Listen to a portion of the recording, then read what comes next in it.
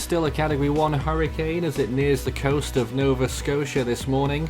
It's at 40.1 north, 66.9 degrees west, with winds of 85 miles per hour and a pressure of 965 millibars.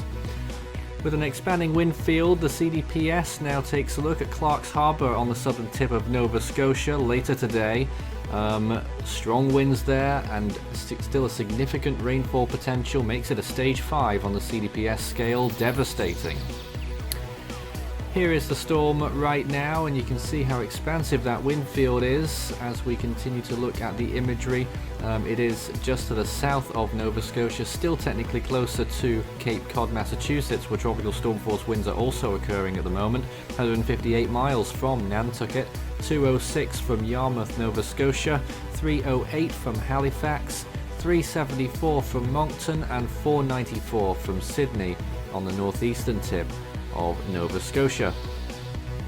Hurricane warnings in effect for these areas, so large parts of Nova Scotia and Newfoundland, the western coast in particular. Tropical storm warnings extending into New Brunswick as well, and also into parts of Labrador further north in Canada. Total rainfall expectations will start to decrease as the storm goes beyond Nova Scotia and New Brunswick. So the pink areas there, we're looking at 3 inches of rain or higher for those areas. So the southern and western parts of Nova Scotia and the Moncton area could get in on quite a lot of rainfall, which could reach maybe 6 inches. Looking at the sea surface temperatures, it's just falling off that cliff from 26 degrees Celsius all the way down to about 16 off the coast of Nova Scotia. So Dorian's really on its last days here. There it is on the GFS forecast. Very large wind field, will lose its hurricane conditions by tomorrow maybe, and will affect parts of Nova Scotia and Newfoundland with strong tropical storm force winds, and then it will shoot out to sea over the northern part of the Atlantic Ocean and then eventually wind up somewhere south of Greenland. You also saw briefly on the right hand side another storm, that was Tropical Storm Gabrielle, and that one could move towards Europe next week.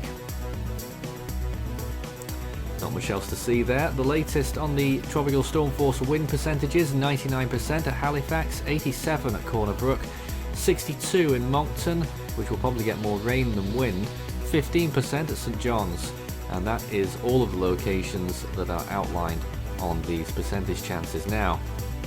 The models still expect the storm to hold firm for another 6 or 12 hours before weakening starts to occur again, and by the time we get to the 9th or 10th of September it's all gone.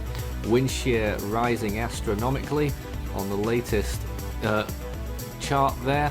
Sea surface temperatures dropping off a cliff. This storm is really on its last legs. It's only got a few more hours left, and hopefully it will weaken further before it affects the coast of Nova Scotia. Not too convinced that that's going to happen. Here is the latest imagery, still blowing up some convection, but yes, the southern side of Dorian this morning is starting to become exposed. That is a sure sign that this storm is on its way to transitioning towards becoming post-tropical. It could, even if it does turn post-tropical before striking Canada, it could still deliver hurricane force conditions to the area, to both Nova Scotia and Newfoundland over the next 24 hours before the wind speeds really start to drop down as it passes the coast of Labrador or moves overland and then moves out over the North Atlantic Ocean. The moisture trail there just about still over the United States, over parts of Massachusetts. As I say, tropical storm force winds there. Maine could also be getting tropical storm force winds, their first tropical storm warning since Irene. And that is really it for Dorian for the United States. It will be all gone within 12 hours, and now we look towards Canada. You can follow Force 13's outlets, the website force13.com. You can also find our YouTube channel. If you're not there already, you may well be. Good chance of that. Subscribe if you haven't. You can also find our Facebook page, search Force 13 all in text, and our Twitter handle, it's @Force13 on there.